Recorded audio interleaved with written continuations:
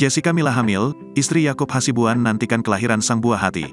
Pesinetron Jessica Mila sedang hamil anak pertama buah cinta dengan Yaakob Hasibuan. Sebagai seorang selebriti, Jessica Mila mulai membatasi kegiatannya, fokus mengurus keluarga. Saat ini usia kehamilan Jessica Mila sudah memasuki 5 bulan. Sambil menantikan persalinan, Jessica Mila menyiapkan mental menjelang menjadi ibu. Aku terus menyiapkan diri dengan banyak hal menjelang melahirkan, kata Jessica Mila, Selasa, tanggal 28 November tahun 2023.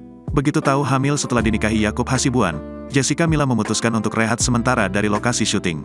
Selama istirahat dari dunia akting, Jessica Mila mencari banyak informasi terkait persiapannya menjadi ibu. Sekarang lagi banyak baca buku tentang parenting, ucap Jessica Mila yang sekarang berusia 31 tahun itu. 4 bulan jelang melahirkan, Jessica Mila mengaku tidak terlalu khawatir. Was-was sih tidak, banyak cari informasi tentang kehamilan di banyak referensi, kata Yaakob Hasibuan.